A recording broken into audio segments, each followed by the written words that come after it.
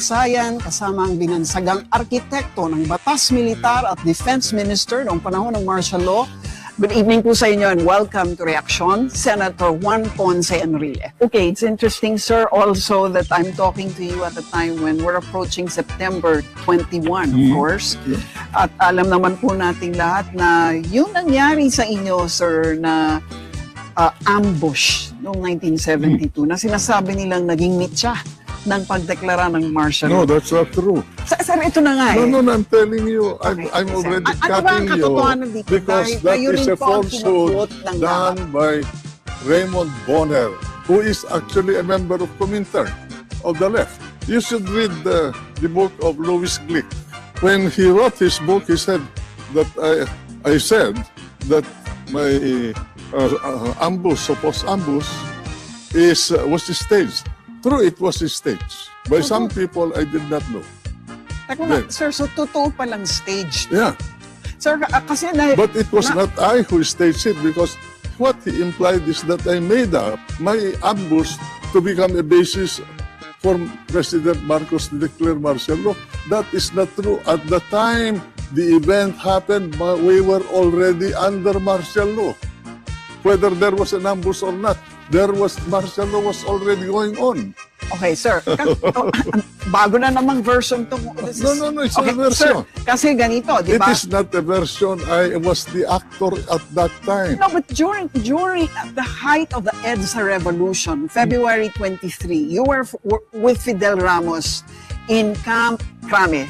Yeah. And you yourself said that the ambush was staged precisely to justify I never martial denied law. that it And was... then later, when you launched your book, you denied that ambush was faked. No, I did not deny. I always said that it was staged, but it was not staged by me, which was the implication of people in reading Bonner. But did you know then when I did you were not know ambushed that I was going this to be was ambushed. fake? I'll be foolish. Were you in the car, sir? Were you in the car No, when it because in those days I changed cars every day. You had no idea that it was going to be done? I have no idea. My God, why should I do that? What for? But at that time, sir, did you know that Marcos's hand was behind it? Who said that it was the hand of Marcos who did it? Well, because that's I never said that. That's what they're saying. It became the basis for the declaration again, that is of their martial law. conclusion. I do not know. Well, okay. So nangyari na nga po itong martial law sa ilalim ni Marcos. At ngayon po, ang mga Pilipino ay talagang sensitibo na po pagdating sa usapin ng martial law, no? At hanggang ngayon, si Presidente Duterte, mayat maya, ay tila baga nagbabanta na baka magdeklara siya ng martial law pag hindi niya makontrol itong maute or kung ano man, no, ang mga protesta. Ayaw ninyo yun. Ano po ang... Ayaw ninyo gamitin ng Presidente yung kapangyarihan na ibinigay ninyo sa kanya. Ang publiko po, in general, napapraning pagdating sa martial law. Ano?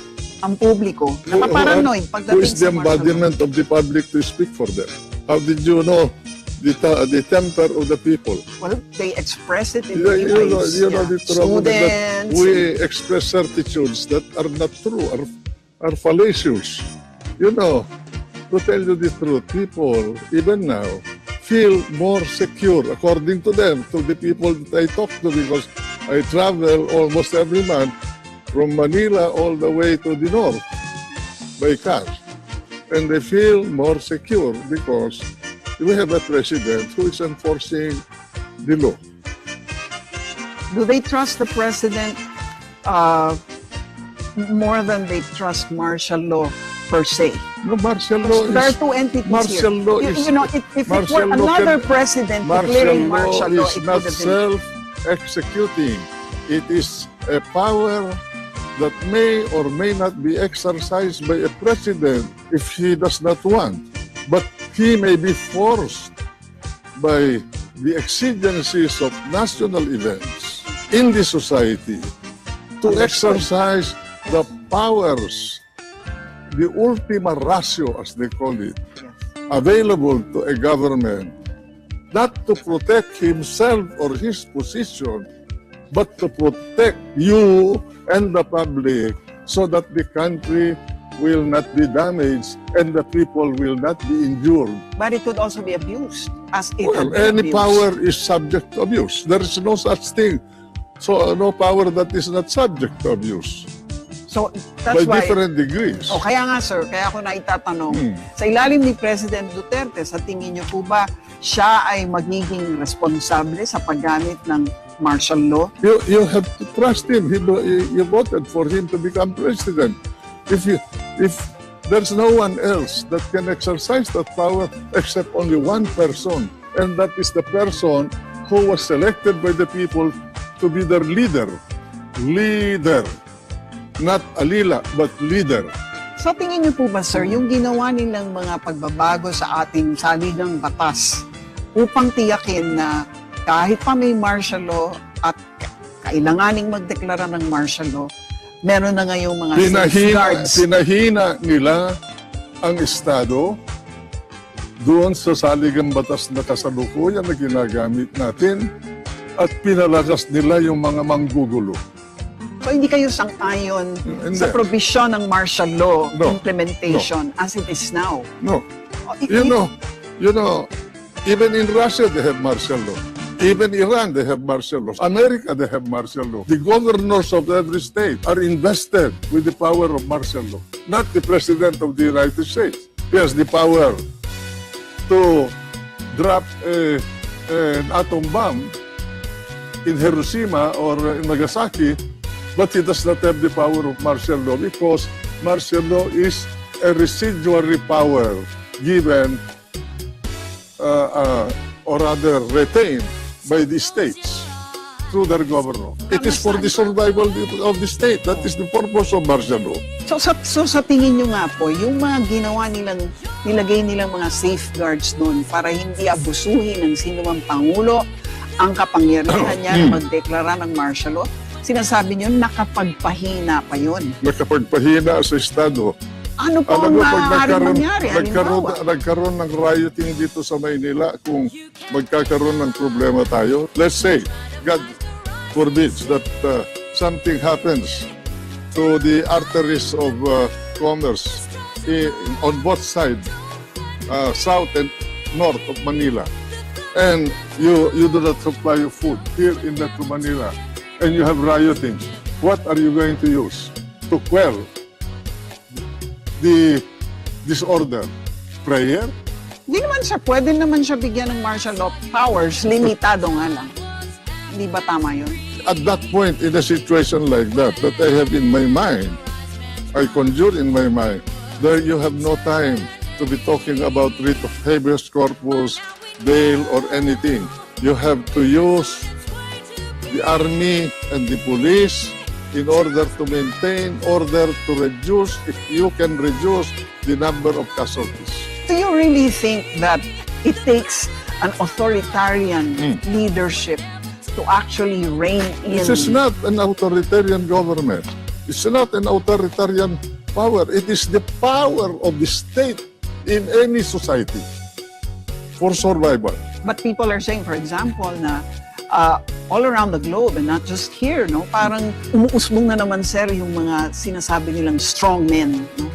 President Duterte, strong Because man. we have been used to pacifism. You know, there was a time when people like Frederick the Great or Peter the Great of Russia or Even Napoleon Japan became Bonaparte. pacifist after World War II. Oh, So what's wrong with that? that is the evolution of every era. If you study history, you see these types of leaders. But people are saying na yung mga Pilipino raw para talagang tumino. I'll give you a classic example. You have two types of leaders, Neville Chamberlain and Adolf Hitler. Chamberlain was a pacifist. He brought about World War II because he showed his pacifism to a strong-willed human being. An admirer of Hitler. I am talking about history and about the character of leaders that come about in the course of time in the life of humankind. Let's zero into our present era in this country. We have a president. He's using the Constitution to solve problems. Can you say that he has gone out of the Constitution? Can anybody say oh, Duterte has gone out of the Constitution. Then if you so, People are saying he why has not impeach with him? EJK and Oh, yeah. people who are people. My God, that is the trouble with this kind of system where people assume privilege of speaking for, quote, the people, unquote. Alam niyo naman po siguro that there's now an electoral protest that Bongbong Marcos has filed, no? How do you feel about the Marcoses going back to power, and not just as a congressman or a senator, but really, once he becomes vice president, if he succeeds in this electoral dispute, it is not you, it is not for you, for me, or for anyone else to say who should be back in power or not. It is a function of the people. That's right. And it is I agree with you, sir. What I wanted to ask you, it is a function of the Constitution that you have adopted. Yes, It's sir. a function of the society. Absolutely, sir. My God, if the people want them to be in power, then who are we to say no? What does it say about the history? Who were writing about it? Is there anybody who has written the history of the Marcos years? I do not know of anybody. Some people have accused other people of revising history. That What is the the history that we are seeing now or reading now is a revisionist history. What is the history? Where What is- martial law was actually history the is 20-year dictatorship of Marcos, as opposed to what was taught to those Well, the people who grew up talk- after the people who are Marcos was talking like voted that out. are the people that encountered in my readings of history, where they want to portray what they believe to portray and put aside the things that they do not want. It is not like that, you know.